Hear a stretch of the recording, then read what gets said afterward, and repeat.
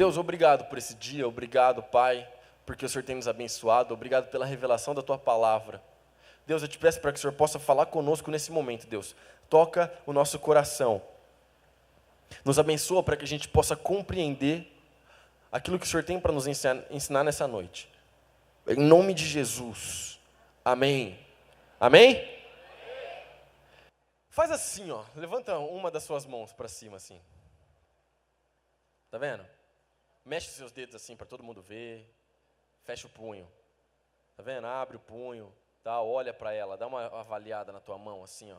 Olha aí. Essa mão cheia de dedos sua. Massa. Olha para mim. Hoje nós vamos falar sobre a sua e a minha, sobre as nossas mãos.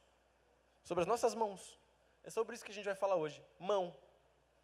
Tem tanta coisa legal para a gente falar sobre mão, porque você sabia que a sua mão, ela tem um esquema de articulação aí, que ela te diferencia de basicamente todos os outros seres vivos? Você consegue fazer esse movimento aqui com a sua mão, ó. Levanta sua mão de novo. Agora, com o seu dedão, você consegue tocar todos os seus outros dedos. Toca todos os seus outros dedos. Tá vendo? Você consegue tocar. Você consegue fechar a sua mão e fazer um punho fechado. Isso parece bobagem, isso parece besteira, mas isso facilita a sua vida de uma forma que você não tem noção. Segundo a teoria da evolução,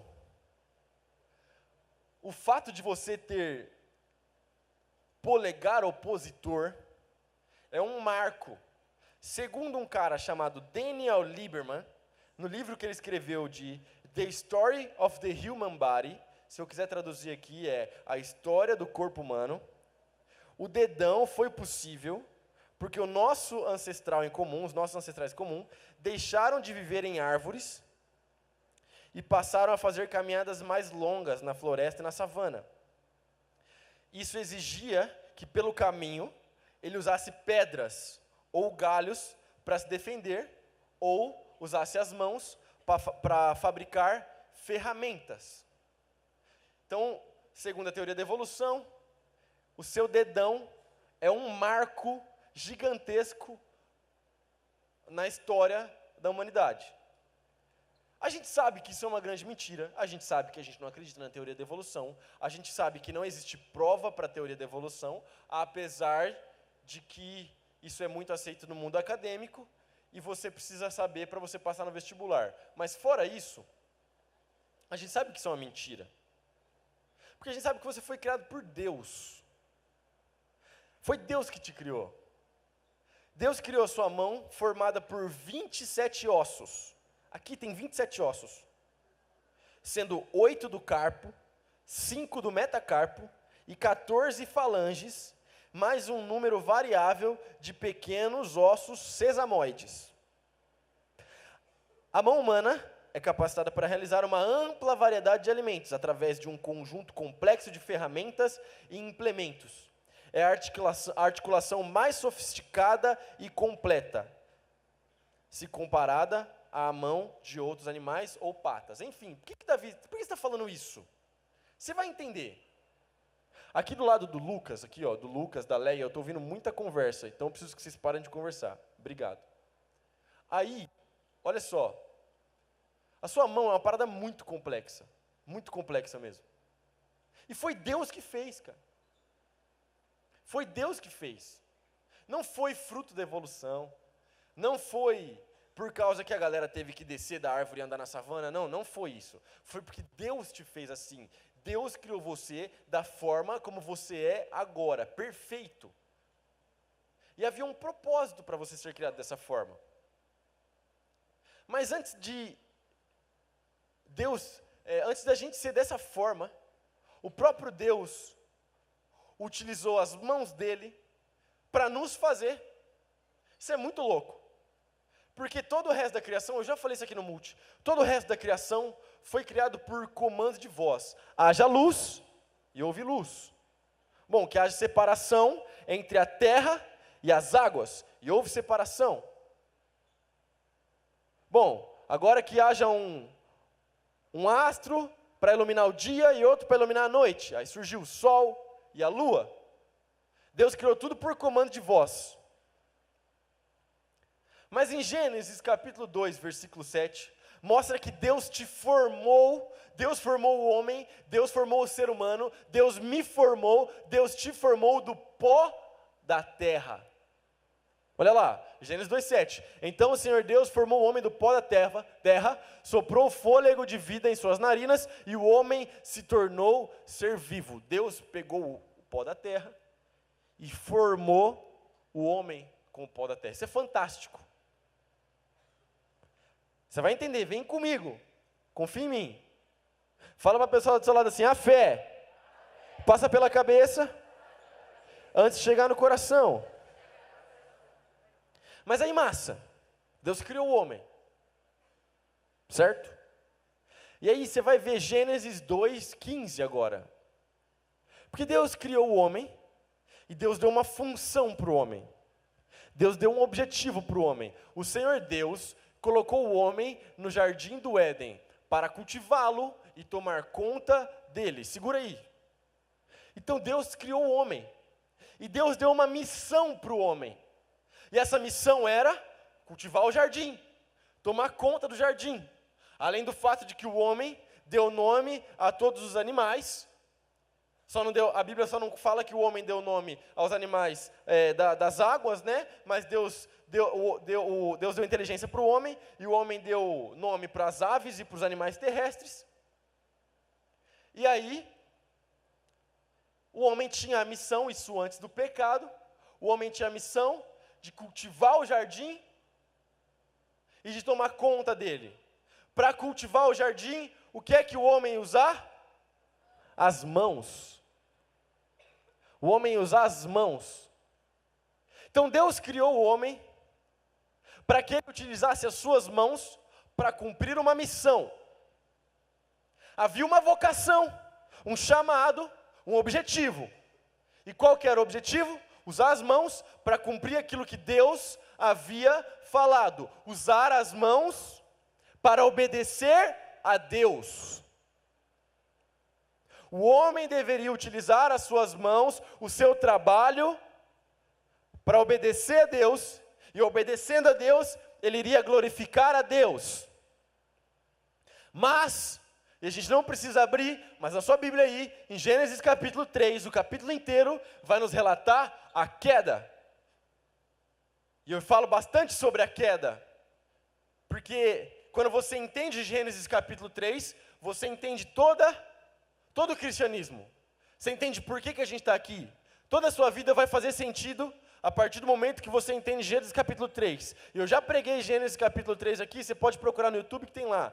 Nós não vamos pregar Gênesis capítulo 3 hoje, mas só o que você precisa saber é que em Gênesis capítulo 3, o homem e a mulher acreditaram na mentira do diabo, desobedeceram a Deus, comeram no fruto que eles não deveriam comer, e a Bíblia não diz que é uma maçã, a gente tem a maçã no imaginário da humanidade, mas a Bíblia não diz que era uma maçã. E aí, por causa disso, o homem pecou, o homem desobedeceu a Deus, e agora, maldição veio sobre a terra. Sobre a criação toda. Agora a terra se tornou maldita, o homem se tornou maldito, o homem já nasce no pecado. E ao contrário do que você pode estar pensando, você pode estar falando assim: ah, mas foi o Adão e foi a Eva, eu não tenho nada a ver com isso. A Bíblia fala que Adão era o nosso representante lá. Então, na verdade, não foi o Adão e a Eva, mas fomos nós juntos com o Adão.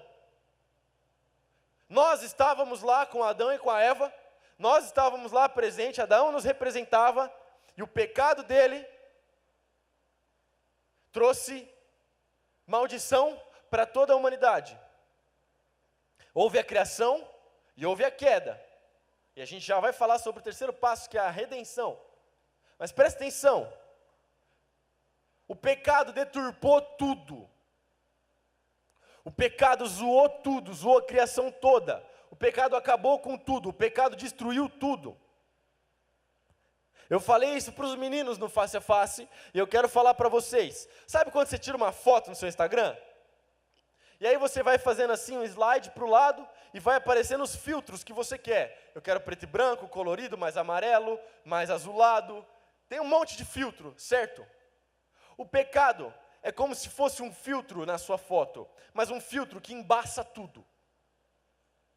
Um filtro que deturpa toda a imagem.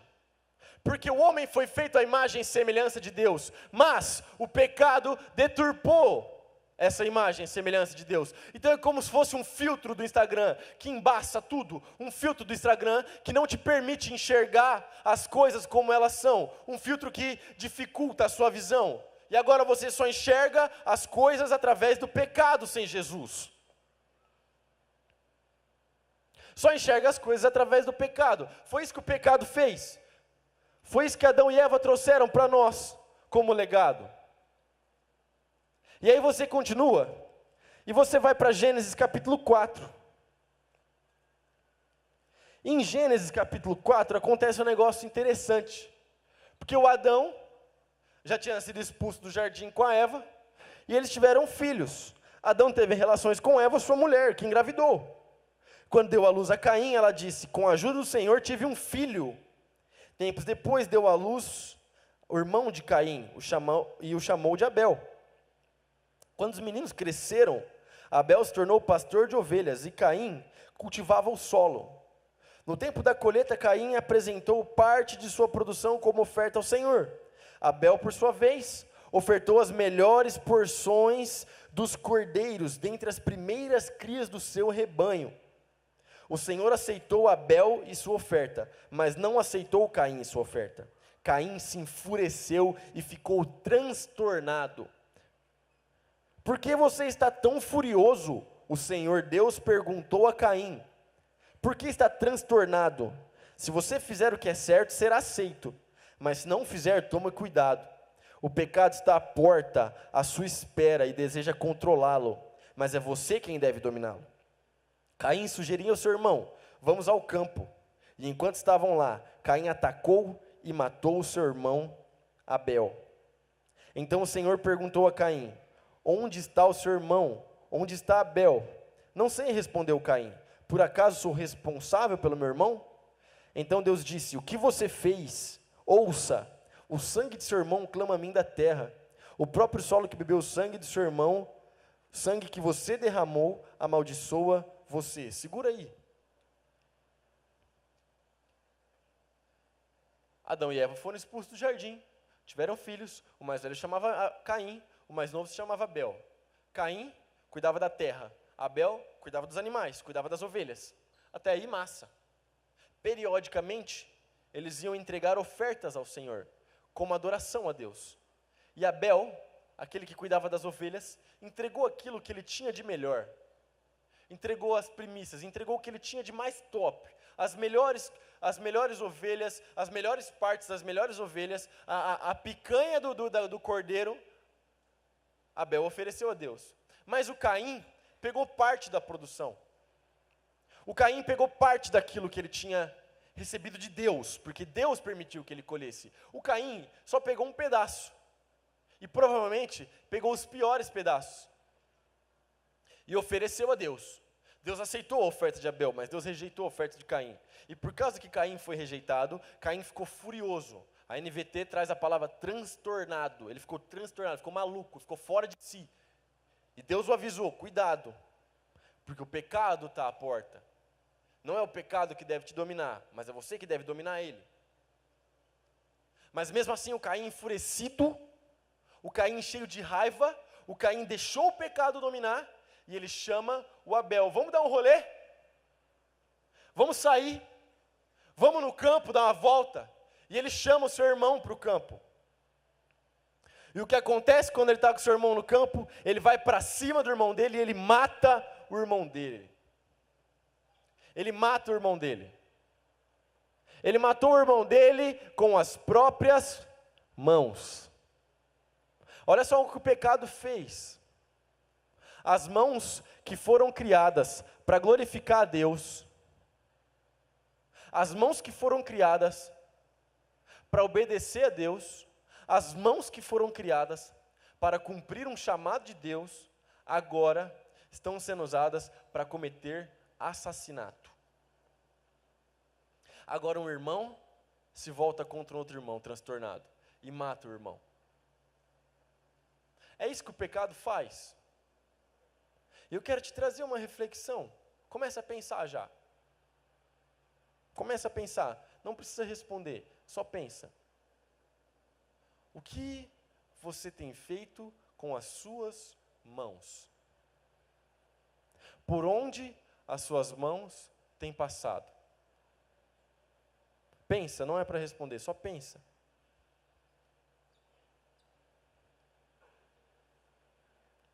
Se a gente seguir um pouquinho mais para frente, a gente vai chegar em Gênesis capítulo 6. A gente não vai ler o capítulo todo, o capítulo é grande, então eu vou contar para vocês a história. O pecado deturpou tanto a criação, o pecado tornou a criação tão suja, tão imunda, que Deus não aguentava mais aquela iniquidade, Deus não aguentava mais aquela sujeira. Então Deus decidiu acabar com tudo. Deus decidiu dar restart. Deus decidiu dar um reboot na parada. E para isso, Deus ia mandar um dilúvio. Só que tinha um cara que era justo, um cara que tentava obedecer a Deus da melhor forma possível. E esse cara se chamava Noé.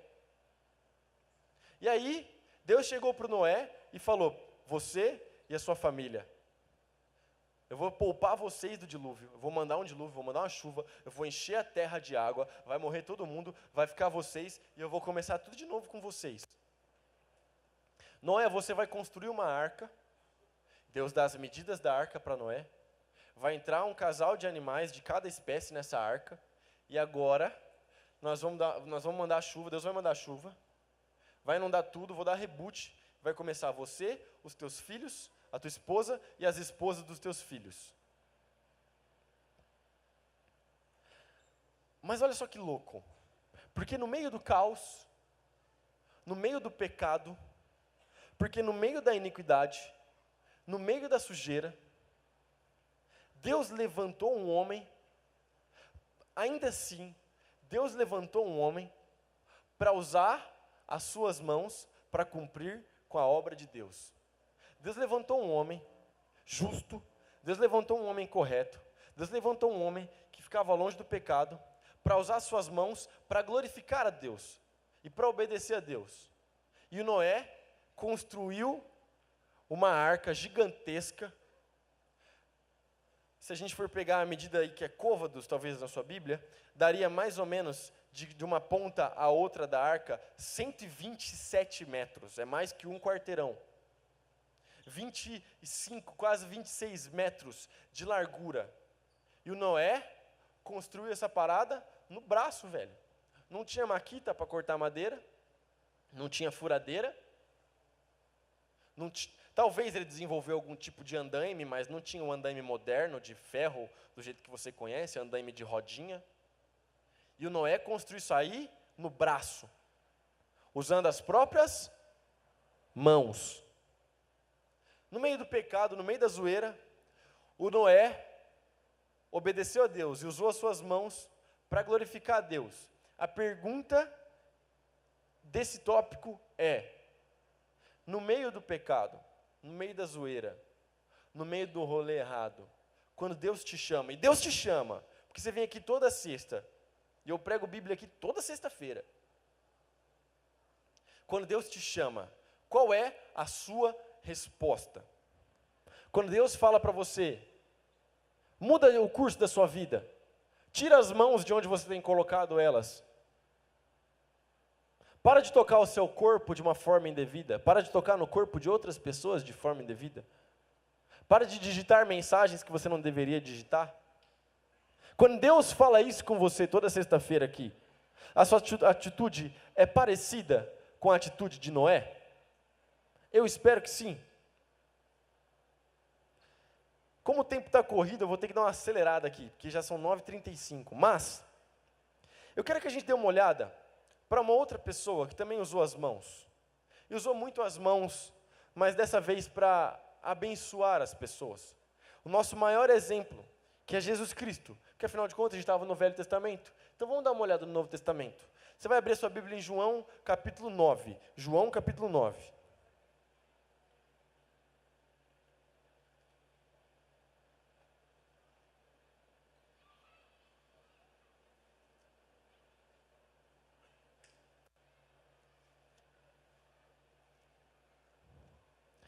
João capítulo 9, nós vamos ler do versículo 1 ao versículo 6. Enquanto caminhava, Jesus viu um homem cego de nascença. Seus discípulos perguntaram: Rabi, por que esse homem nasceu cego? Foi por causa dos seus próprios pecados ou dos pecados de seus pais? Jesus respondeu: nenhuma coisa, nem outra. Isso aconteceu para que o poder de Deus se manifestasse nele.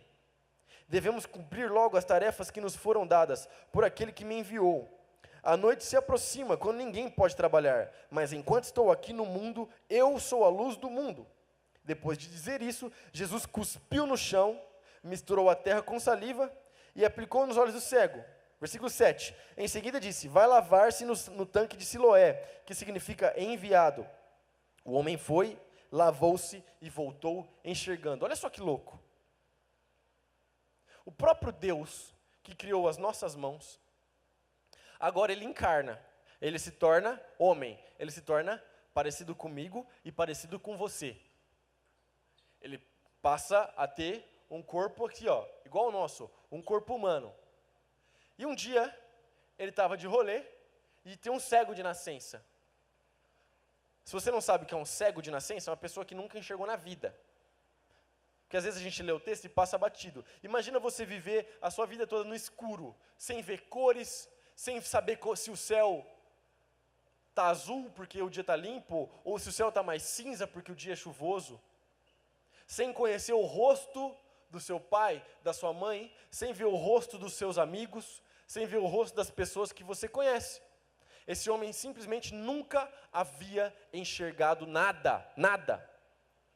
E aí os discípulos viram para ele, para Jesus, né, no caso, e perguntam: esse cara não enxerga nada porque ele pecou ou porque os pais dele pecaram? É por causa do pecado de quem? O que está acontecendo?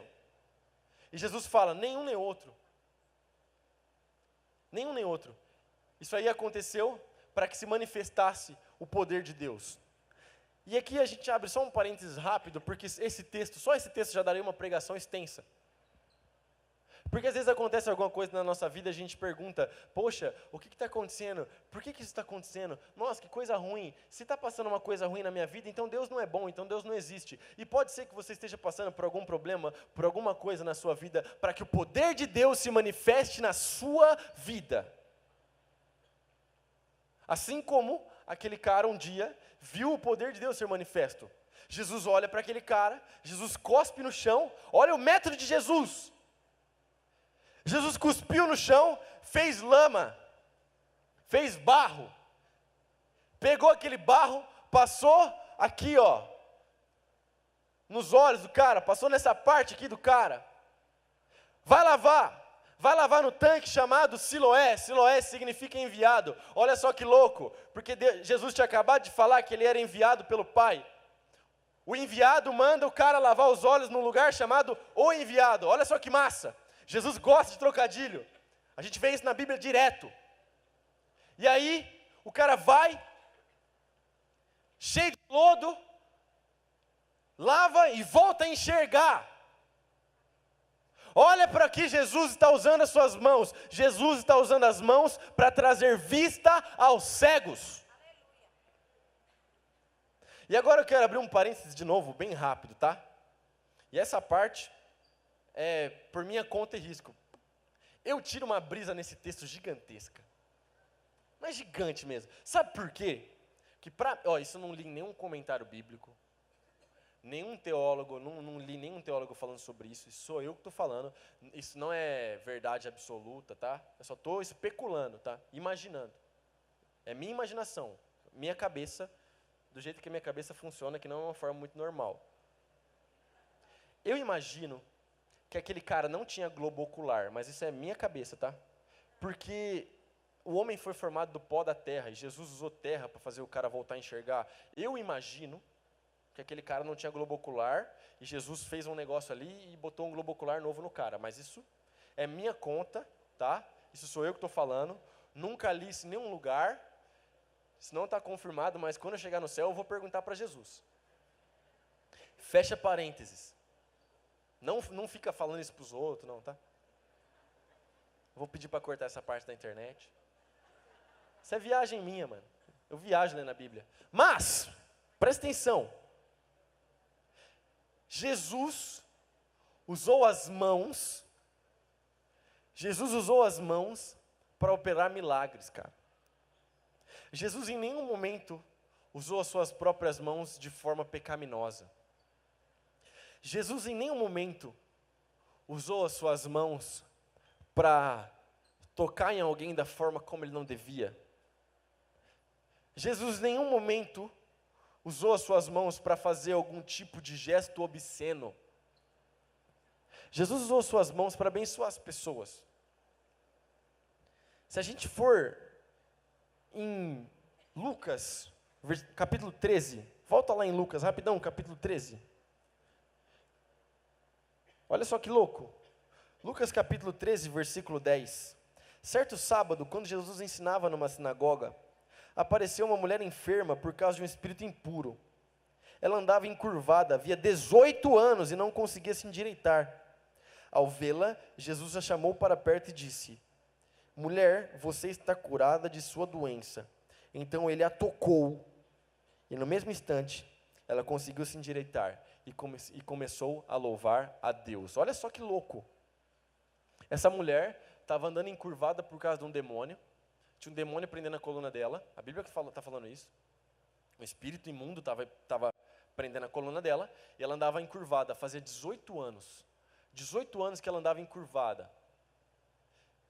Jesus vê ela, Jesus tem compaixão dela, Jesus toca nela, e ela se endireita e começa a louvar a Deus. As mãos de Jesus operavam milagres e levavam as pessoas a louvar a Deus. Olha só, as mãos de Jesus, Jesus usou suas mãos para trazer vista aos cegos, Jesus usou suas mãos para fazer com que as pessoas louvassem a Deus. Mas vamos só mais um, que eu estou com pouco tempo aqui. Só mais um. Você está em Lucas ainda, você vai voltar mais um pouquinho para Lucas 7. Se alguém estiver passando mal aí do seu lado, é porque às vezes muita Bíblia pode acontecer, dá febre, calor, normal, está tudo bem. Aprendi essa com o Rafa. Lucas 7, 11. Logo depois, Jesus foi com seus discípulos à cidade de Naim, e uma grande multidão o seguiu. Quando ele se aproximou da porta da cidade, estava saindo o enterro do único filho de uma viúva, e uma grande multidão da cidade o acompanhava. Quando o Senhor a viu, sentiu profunda compaixão por ela. Não chore, disse ele. Então foi até o caixão, tocou nele, e os carregadores pararam. E disse: jovem, eu lhe digo, levante-se. O jovem que estava morto se levantou e começou a conversar. E Jesus o devolveu à sua mãe. Olha que louco. Jesus está andando e ele vê um velório. E um velório de um menino. Presta atenção. Um velório de um menino que era o único filho de uma mulher viúva. Você está entendendo? Ó, se você não sabe o que é viúva, viúva é assim, era uma mulher que era casada e o marido dela morreu. Só que ela ainda tinha o filho dela. E agora o filho dela acabou de morrer. Essa mulher tinha acabado de ficar sozinha. Nesse período aqui de Jesus, você tem noção como era difícil ser uma mulher que vivia sozinha? Era extremamente difícil. Era extremamente difícil ser uma mulher e ser uma mulher sozinha no período de Jesus. Jesus vê aquela cena daquela mulher enterrando o próprio filho. Isso é contra a natureza. Porque o que é o curso natural das coisas? O pai envelhece, morre de idoso, o filho enterra o pai. Mas desse jeito aqui que está acontecendo aqui nesse texto, é a mãe que está indo enterrar o filho, cara. Que cena terrível. E aí Jesus olha para ela, tem compaixão dela, Jesus vai até o caixão, encosta, manda o menino levantar, e pelo poder de Deus, pelo poder do Espírito Santo, Jesus Cristo ressuscita aquele menino. Isso é muito louco. O tempo todo, Jesus usava as suas mãos para abençoar as pessoas. Quando Jesus tocava nas pessoas, vinha cura, vinha libertação, vinha um milagre. Quando Jesus usava as suas mãos, ele manifestava o poder de Deus. Agora, como é que nós temos usado as nossas mãos?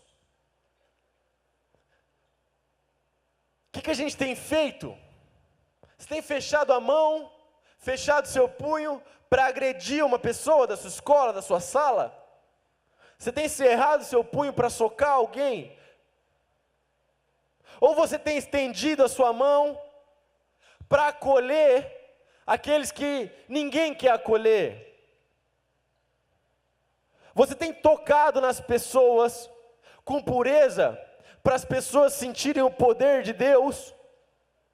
Ou você tem tocado no corpo das pessoas de forma indevida, cheio de maldade, cheio de malícia, cheio de pecado? Como que você toca o seu próprio corpo? O que você tem feito com as tuas mãos? As nossas mãos, a gente usa as nossas mãos todo santo dia. Desde o momento que a gente acorda, até o momento que a gente vai voltar a dormir. A minha pergunta é: com as tuas mãos, você tem glorificado a Deus ou não? Foi com as mãos que os soldados romanos açoitaram Jesus. Foi com as mãos que os soldados romanos socaram a boca de Jesus, puxaram a barba de Jesus. Foi com as mãos que o próprio Deus deu para eles, que eles teceram uma coroa de espinhos e fincaram a coroa de espinhos na cabeça de Jesus. Foi com as mãos que eles pegaram um caniço, o mesmo caniço que eles usavam para zombar de Jesus, como se fosse um cetro de um rei. E foi com as mãos que eles pegavam esse caniço e batiam em Jesus. Foi com as mãos que eles pegaram um martelo e um prego gigantesco e perfuraram o corpo de Jesus e prenderam Jesus no madeiro. Foi com as mãos que eles pegaram e deram vinagre para Jesus beber. Foi com as mãos que eles lançaram sorte sobre as roupas de Jesus para ver quem que ia ficar com as roupas de Jesus. A minha pergunta é: as tuas mãos estão mais parecidas com as mãos de Jesus ou com as mãos dos soldados romanos? A gente precisa pensar sobre isso, refletir. Porque as nossas mãos, elas podem sim, ser canal de bênção, assim como as mãos de Jesus eram. Porque Jesus fala que nós poderíamos fazer obras maiores que a dele, e eu creio nessa palavra. Então eu creio que eu e você podemos operar os mesmos milagres que Jesus operou, através das minhas e das suas mãos, pelo poder do Espírito Santo de Deus. Mas para isso, a gente tem que abrir mão do pecado. Para isso a gente tem que abrir mão daquilo que nos afasta de Deus.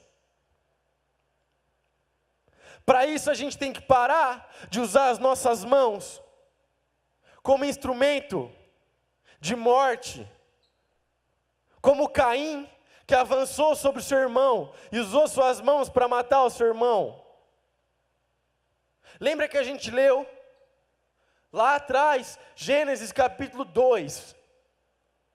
Deus te criou com uma missão. Deus te criou com um propósito. E o seu propósito é: tudo que você fizer, você faça para a glória de Deus. Isso inclui o que você faz com as tuas próprias mãos. Deus não te criou para você usar as suas mãos para machucar outras pessoas. Deus não te criou para você usar as suas mãos para machucar você mesmo. Deus te criou para que você use as suas mãos para a glória de Deus. Para que você coloque as tuas mãos sobre as pessoas e você ore sobre as pessoas. e para que essas pessoas sejam curadas. Para que com as tuas mãos, teus braços, você abrace o teu amigo, o teu irmão, e ele sinta o amor de Jesus Cristo, e não que você está tentando sentir alguma parte do corpo dele. Você está entendendo como isso é sério? Mas Jesus Cristo, Ele prometeu o Espírito Santo, depois que Ele ressuscitou, e Ele falou, fica aqui galera orando, falou para os discípulos deles, porque eu vou subir, mas eu vou enviar o Espírito Santo. E Ele enviou. E é muito louco porque a gente descobre na Bíblia, que através da imposição de mãos, o Espírito Santo pode ser transferido, você pode ser batizado com o Espírito Santo através da imposição de mãos. Quer ver? Abre aí sua Bíblia em Atos, capítulo 19. Atos, capítulo 19.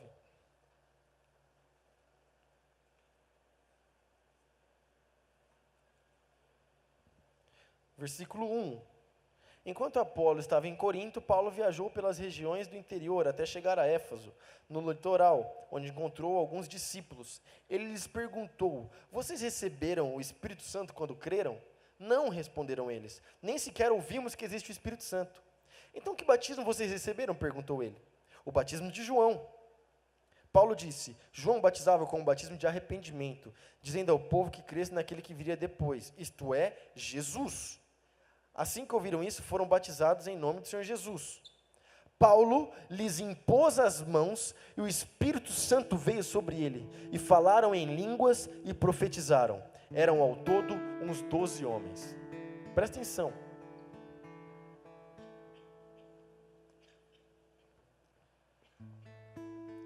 As mãos que a gente usa tantas vezes para pecar e para fazer tanta coisa errada, agora elas recebem uma nova função. Agora elas são restauradas pelo poder do Espírito de Deus. E agora, aqueles que seguem a Jesus, agora os discípulos de Jesus, através da imposição de mãos, podem ministrar o Espírito Santo sobre as pessoas. E aquele que é salvo, aquele que confessa Jesus Cristo, além do batismo das águas, e a gente batizou uma galera lá no Face a Face, foi fantástico. E além do batismo das águas, agora você pode receber um outro batismo, que é o batismo com o Espírito Santo. E o batismo com o Espírito Santo é uma coisa muito louca, porque você recebe poder para testemunhar de Jesus Cristo, poder para pregar o Evangelho, poder para ministrar cura sobre outras pessoas, poder para fazer os mesmos milagres que Jesus Cristo fazia, poder para profetizar, poder para falar em outras línguas. Tudo isso é trazido a você através do batismo do Espírito Santo. E pela Bíblia, a gente tem outros versículos, eu não vou ler porque não dá tempo. A gente percebe que o batismo com o Espírito Santo pode acontecer através da imposição de mãos. Deus, o próprio Deus, usa as nossas mãos para que outras pessoas possam receber do Espírito dele.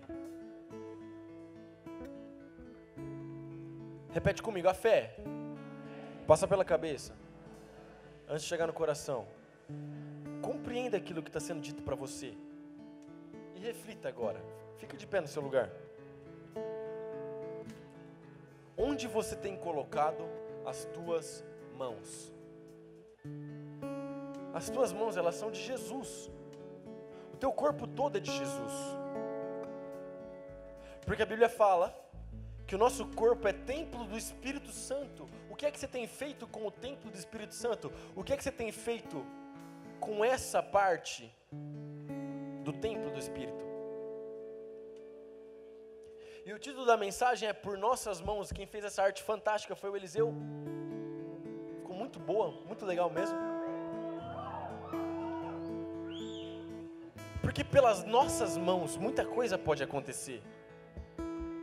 Pelas nossas mãos muita coisa pode acontecer. Pelas tuas mãos, não conversa agora. Pelas tuas mãos muita coisa pode acontecer.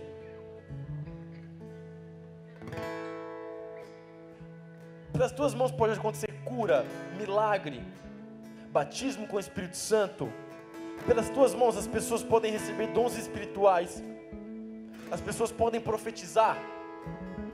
As pessoas podem sentir o amor de Deus através das tuas mãos. Ou você pode continuar usando as tuas mãos somente para pecar, pecar e pecar mais.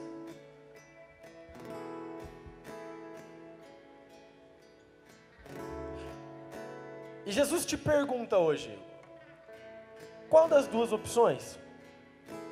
O que você vai fazer com as tuas mãos? O que você vai fazer com as tuas mãos a partir de hoje? E ainda mais,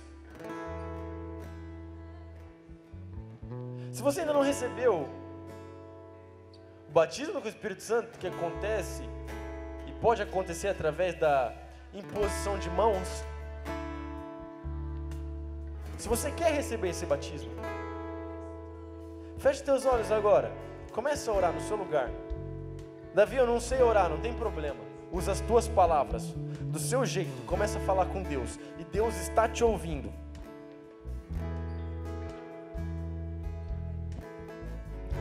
Começa a falar para Deus, o que é que você tem feito com as tuas mãos? O que é que você tem tocado com as tuas mãos? E se isso é errado, e você sabe o que é certo e o que é errado, comece a pedir perdão para Deus. Comece a se arrepender. Deus, perdão. Perdão porque eu não tenho usado as minhas mãos para nada produtivo, para nada do reino, para nada que envolve o teu amor, para nada que envolve Espírito Santo. Me perdoa, Pai. Eu te peço, Deus, nesse momento, unja as minhas mãos, unja as nossas mãos, para que nós possamos usá-las para a tua honra, Pai, para a tua glória, para que nós possamos usar as nossas mãos para manifestar o teu Santo Espírito. Pai, eu te peço, venha sobre nós nesse momento com uma forma poderosa, Deus. Perdoa os nossos pecados, perdoa as nossas falhas, perdoa aquilo que nós temos feito de errado. Perdão porque nós tocamos as nossas mãos onde nós não deveríamos. Perdão porque nós usamos as nossas mãos de uma forma como nós não deveríamos. Pai, eu te peço, restaura o nosso chamado, restaura o nosso propósito, para que a gente possa usar as nossas mãos para a tua honra e para a tua glória, Pai. Para ministrar o Espírito Santo sobre as pessoas, para ministrar do teu fogo, do teu amor sobre as pessoas, através da nossa mão, Pai, em nome de Jesus.